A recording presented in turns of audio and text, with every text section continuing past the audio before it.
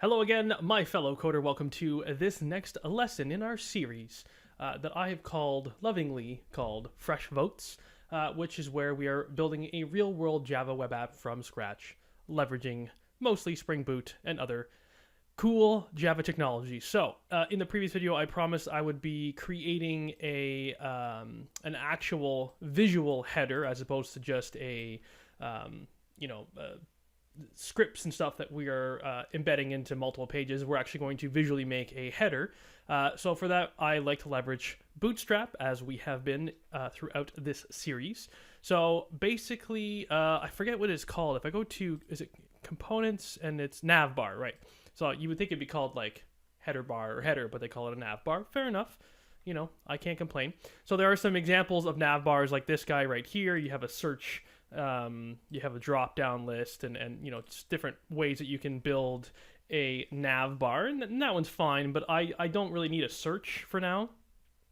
But I need something a little bit more than just a brand, right? You can have a brand, but I also want to have a link. So is there a way to get a brand plus a link inside of our navbar? So this is kind of, this is getting there. These are, I guess, are links. I would prefer them to be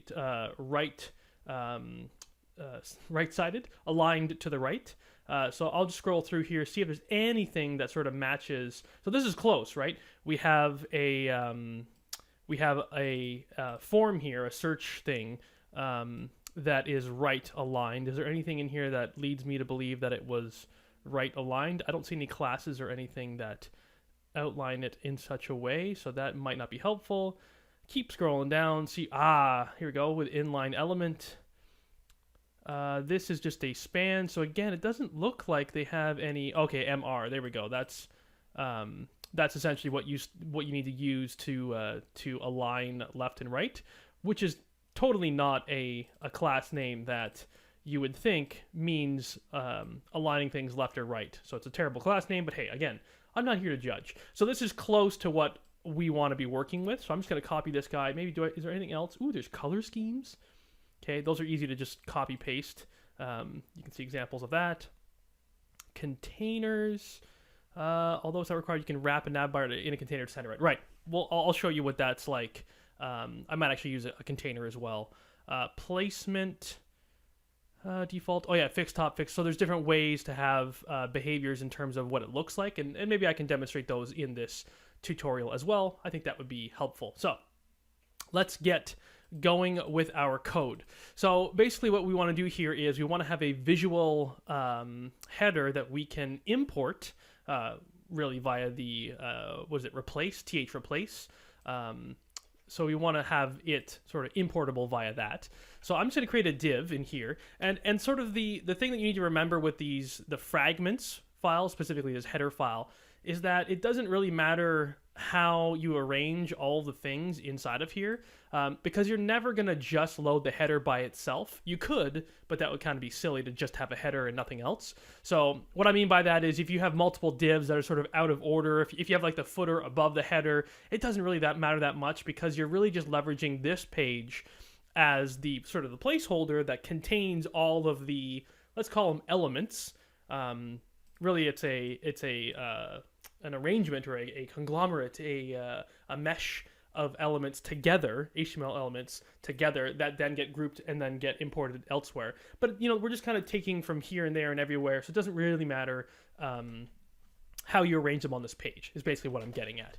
So again, if I put this guy above the p tag here, and this was our actual visual header, then fine, whatever. If I put it at the bottom, fine, whatever. It doesn't really matter, and that's because, like I said, we're pulling it into another file. So we'll call this we called this the header element. This is really for scripts and whatnot.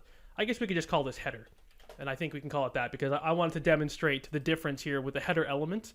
I wanted to demonstrate the difference between this and this. This is the header element, which is the p tag that we're bringing in, and this is the location of the header. So it would be confusing if these are both called header.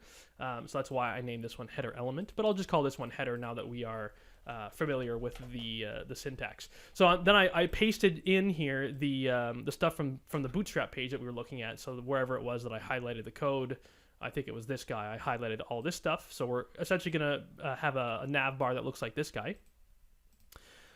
if all goes well. So let's see, the div is here, so I need to sort of indent this stuff thusly. No, I need to get these two as well. There we go. Starts with a nav, ends with a nav. So I'm just going to copy paste that, leave it as is, and then we will bring this header fragment into, let's start with the login file and see what it looks like. I'm going to place this outside of the container class and show you what it looks like both inside a container and outside of a container. So first we'll start with outside of a container, and then we will replace the fragments / header is the file we're dealing with, right? Because this is the file in fragments / header. And then within this file, we want to grab the fragment element here, just a header element from the fragment, which is this. Okay, so you see the difference? Fragments header and then header versus fragments header and header element. So that's why I'm saying the order of these guys, the order of these things inside of the header page really doesn't matter, because we're just pulling them from this code, and the location here is where it matters. It matters where I place this code on this page, because that's where it will visually be rendered. So hopefully that makes sense to you, and I'm just beating the dead horse with that lesson or tutorial. So let's go to the localhost 8080. Ooh, that's not the page that will have our, it's a login page that will have the header. So there you go. See? I love it when a plan comes together and it just works. So this is an example of a header being placed outside of a container. Okay? So the visual cue here is that it spans the entire top of the page. Okay? And if I were to move this code now into the container, so you see the div replace header, blah, blah, blah, whatever, the import, I just call it an import, even though it isn't really, I don't think that the nomenclature, the proper way to refer to it is an import, but that's what I like to call it, because it's really that essentially is what we're doing here. We're importing code. But anyway, when we move the replace statement into the container and save it and reload the page, watch what happens to our header. Refresh, boom. Okay, so you see the header is now contained within the container, which centers it on the page and adds some margin to the left and right hand sides, or padding, or whatever it is that it does. So this is totally up to you in terms of what you like from an aesthetic standpoint. Okay, for now, let's just, I don't know, let's put it outside. Again, this is totally up to you. I'll have it outside just because I think for right now that looks all right. It looks kind of nice. So then I will do the same thing for all my other pages. And this is where it gets kind of annoying. And like I said in the last tutorial, I was explaining that some of these templating or fragment frameworks, whatever you want to call them, some of them identify, or some of them set up the placement of all these templates and fragments and everything within like an XML file, whereas TimeLeaf chooses to take it out of an XML file and put it directly into your HTML code. So the result is you have to spread out your imports across all the pages, which if you think of them as imports, that makes sense, right? It makes sense to have imports embedded within your HTML pages. So anyway, dashboard, index, login, whatever. We have product. Again, I'm putting these all outside of the containers, and I'm doing that on purpose. Dashboard, index, login, product, and products. Although I don't know if we ever hit the products page ever anymore, because we have a dashboard, right? So anyway, I'm getting off topic. So let me go back to the home page, which I think, oh no, it's the login page. If I go back to localhost 8080, so now we see the Navbar is on top. However, the login button is not where I want it to be, right? The login button, I kind of want it to be up here. So that's sort of the next change that we need to make, is to move the login button up there. And when we do log in, oh yeah, my password's different. When we do log in, there you go, right? You still see that same header on the top of all these pages. If I click on a product, it's still there, right? So the whole point here is that we have one header that's defined in one place, specifically right here. And if I change the code in one place, it'll change the look and feel of it everywhere on all these pages, right? So that's cool. That's the whole point of fragments. So now what I want to do is I want to take the brand, the Navbar brand, which is just the with text saying Navbar with text, and I want to make it go to the root of the application, which is typically what the functionality of those brand type images are. And I actually want to replace it, if I can, with an image. Do I have a FreshVotes image? Let me pause the video real quick and search my computer for a FreshVotes logo that I could import. So give me 1 second. Okay, so I couldn't actually find the file that I needed, but what I've done here is I've gone to a product that I use, and I figured, oh, I might as well record this because this is something that's part of my process, and you know, I figured it might be helpful to share this. So I am not a designer. I'm not a graphic designer. I am not even, I wouldn't even call myself a web designer. I don't have the skill set for it. I just leverage, as a crutch, I leverage things like Bootstrap, right, which, you know, give my pages somewhat of a decent look and feel, but by no means is this pretty stuff. This is not, you know, super classy and modern design. You know, like, I'm not a designer, so I use something called Canva.com, which is a free tool that you can use to create and design images and whatnot. So you see all these FreshVotes. These are all the thumbnails that I've used for my YouTube videos and whatnot. And it just makes creating these things a lot easier. So Canva.com, I'm a huge fan of it. I think it's one of the best products out there to solve this problem for people who are not designers to be able to create a design. So, and you see they have like templates and stuff like that that you can use or leverage for like a starting point, right? So for me, I kind of want, I probably want to create a custom one, like custom dimensions, because these are all going to be fairly large. If I hover over, you see like 1080 by 1920, 820 by 3, like they're just too big, right? I basically want to have, if I hover over this guy, hit my F12 and take a look and see how big is this guy really. It's 100, so up here, you'll see when I can't put my mouse over it right now, but if I put my mouse down here, you see it says 130 by 40. So that's sort of the size of that guy. So let's just create a custom dimension for a design at 130 by 40 pixels. So I'll say create custom dimension, 130 by 40 pixels, create new design, and there we go. And then you can sort of import, you can do a whole bunch of stuff with like, you know, you click, you know, how quick was that? And you can just change this to say like, you know, blah, blah. You know, it's very quick and easy, and you can, you know, move stuff around. You can, you know, flip, you know, you can do a whole lot of stuff. You can delete it. You can delete this. You can, you know, delete individual, you know, there's a whole bunch of stuff you can do with this. So it's very powerful, but I'm just going to select everything and delete. How come it didn't? Oh, I think the background color is up here. So I can put the background color to like white. Really, I want to make it transparent, though, if I can make it transparent. Anyway, they have a whole bunch of different things that you can do, but I believe in my uploads, I have a FreshVotes, so right here. So I have the FreshVotes symbol already, and this is going to be on sort of a grayish background. So I would not want a gray, I would not want gray text, because that would just blend right into the gray background. So I probably want to have, I want to delete this, and I want to have white text, okay? So it looks weird right now on a white background. It looks like, you know, you can't see the text, and so something must be wrong. But really, this is going to be placed, it's going to have a transparent background, and it's going to be placed onto a, whatchamacallit, a gray background. So that'll be good enough. I don't want, it doesn't need to be that fancy. I'll call this, I don't know, FreshVotes, what would I call this? Logo? Header logo? And then you just say download, okay? And I'll download it as a PNG. I would like to make it a transparent background, but then you need to upgrade to do that. So I'm just going to download it as a PNG, and I'll show you what I do to create it as a transparent background. Again, this isn't something I would normally not talk about or show, but this is something I do.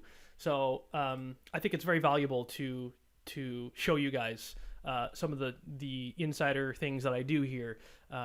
That are, you know, not specifically related to just writing code, but this is an important part of the process.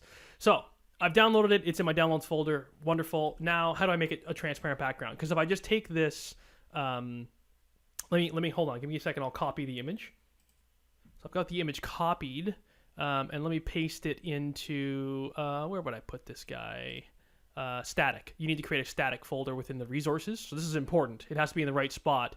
So if you want to create like JavaScript files or CSS files or images or whatever, you need to have a folder within your source main resources directory called static. Okay. Within static, that's where you can put, these directories you can call whatever you like. I'll just call it, images. Okay, but you can call it literally whatever you like. The only thing that matters is it's called static, because that by default is what Bootstrap looks for. It looks for a static folder inside of the source main resources folder for all of your static content, like images, CSS files, JavaScript files, etc., etc. So let me paste in. I've got the file copied on my dashboard. There we go. So now I pasted it in, the FreshVotes header logo. Let me just show you what that looks like. So now I've got it pasted in there. If I say, if I turn this or bring in an image tag in here, an img tag, the source being /images/FreshVotes header logo, although I probably shouldn't have spaces. Let me rename the file and get rid of the spaces and just replace them with underscores. And add in underscores here, underscore. Let me show you what it looks like. So I might need to reboot my server. I don't know if it'll pick it up. Yeah, so it hasn't picked it up, right? So we need to reboot. And we also might need to add security exception to that folder, because it might be requiring you to sign in to see it. So if I refresh, it's going to redirect me to login page, and this guy here is looking like it's broken. So it might seem to you like, oh no, what I just did didn't work because I rebooted the server, right? So how come it's still not showing? If you go to network and you take a look at the image, where's the image load? Boom, boom, boom, boom. I see the image here. Let me refresh the page and see if I can capture. Here it is. FreshVotes header logo. 302. It didn't work, right? 302 is a redirect or something. So what's happening is it's redirecting, when we try to access this logo, it's redirecting us specifically for this get request. It's redirecting us, believe it or not, to the login page. So the response probably, yeah, see, it's redirecting us in the response to the login page. And that's because we're not yet logged in. So if we log in, this is going to be weird. If you've never experienced this before, if you log in, the thing looks broken right now, but if we log in, that's also not working. I was expecting to see it render properly. Oh, because it's going to the images/FreshVote. Yeah, sorry. I must have been trying to go directly to the images thing. I don't know why. When we go to the dashboard, oh, come on now. It should be working. This is all right. This is why I record these as I do. You can see me now debug and find out why this source doesn't work and doesn't exist. Static images, FreshVotes header logo, image source images. So I feel like that should just work. You shouldn't have to say /static. Okay, you don't need to actually refer to that. And I did reboot my server, right? I did do a reboot. FreshVotes header. Oh, sorry. .png. Oh, Trevor. So typo. You need to obviously include the extension. My apologies. So again, let me run through the same scenario. You go to the login page. It's broken, and it's broken because it's you don't have access to it yet because you haven't logged in. When you log in, again, it's going to my images folder. I don't know why it's doing that. I think that's because it's saved. Oops. Dashboard. Okay, so now you see it inside of here. And the reason why you see it here but not before is because you don't have security access. So there's two things going on here. One is a security access issue, and two is it doesn't look very good, does it? Because we don't have a transparent background, so we need to make a transparent background. So we'll do two more things in this video, and then we'll call it quits for now, because this video is obviously going long. I try my best to keep it under 15 minutes, but clearly I'm going long. So let's do this real quick. Let's go to my security package, go to my web security configuration Java file, and this is where we authorize all of our requests. This is where we say you have to be logged in to view certain things, right? Except for these two things, we're saying, hey, you don't need to be logged in. We're permitting all traffic, regardless of what it is, to access these two pages.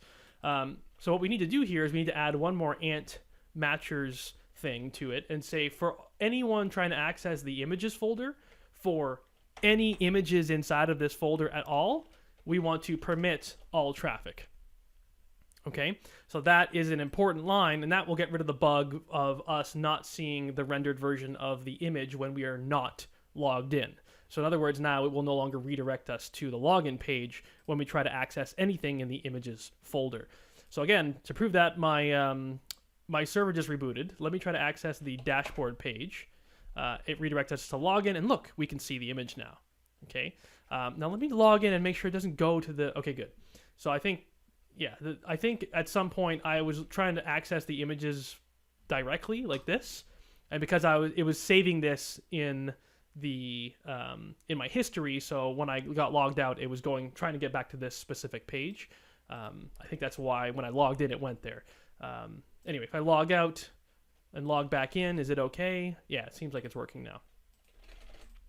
Anyway, but then we need to make it transparent. So here's the, if you already know how to make an image transparent, you can stop watching the video. The rest of this will not be programming related stuff. If you do not know how to add a transparent background to make an image look nice, stick around. So for this, I use something called GIMP. GIMP is open source software. It's free to use. And it's essentially like a competitor to Photoshop. Okay. Again, I'm not a graphic designer. I have very, very limited and basic skills when it comes to this kind of stuff. I know how to make an image have a transparent background. That's really I'm a one-trick pony, and I use GIMP to do this. So what I need to do here is open up the file. So let me go into here, right-click and go to Properties, and I'm going to open the file location or show in System Explorer, which will allow me to see the file, and then I can just drag and drop it, right? I can drag this file and drop it into here, and there you go, it loads it up. So here is how we add a transparent background, right? We can zoom in a bit. So we go to, I believe it's layer and then transparency. So it already has something called an alpha channel, which is good. We want an alpha channel in there. Once we have an alpha channel, we can say color to alpha. When you say color to alpha, you choose what color you want to be transparent, which in this case, I want white to be transparent because right now it has a white background. And you can see in the preview, you get these sort of squared, gray squares, alternating colors and stuff. That represents transparency. Okay, so that's good. We want it to be transparent. We say okay, and then I just say file and overwrite the PNG file, right? Because now it has a transparent background, and we're done. We've just created a transparent background. We might need to refresh over here. We might need to say right-click and say refresh to reload the newly saved overwritten file and reboot our server. But now if all is well, we should have a transparent background. Once it boots up, it should look better. So let's go ahead and re-access our dashboard page. And there you go. It's got a transparent background. But it made the, that's going to be annoying. It made the white text also transparent. So, okay, not what I was expecting. So let me undo what I did. So the other thing we can do here, since this is not what I expected, is not to have a white background. So we can choose another color to make transparent. It's just a little bit more annoying. So if we go and choose a background, so I click on here you can click on the image or you click on the background. And when I click on the background, I have a choice to choose a color, right? So let's choose a color that is not inside the logo for sure. So we'll do this. We'll make it a sort of blue background, which is, it shows you the hex version. So it's 00, you can't see it when I move my mouse, but it's 00 AEF0. Okay, that's the color that I've chosen. And that's important. We want to know what the exact color is so we can make that color transparent.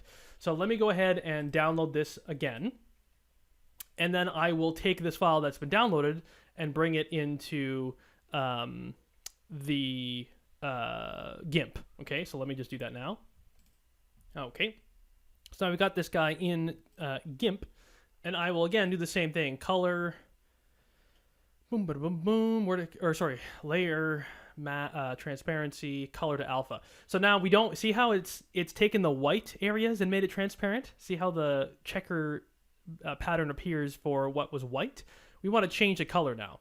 And this is where it's important for us to know the hex version of it, the HTML notation of it, which was 00AEF0. right? So see what happened there? Boom. Now we have the appropriate, the background is now appropriately transparent, but the white of the votes and stuff, the text is there. We can see it. So now I will file and replace, I'll overwrite the header logo.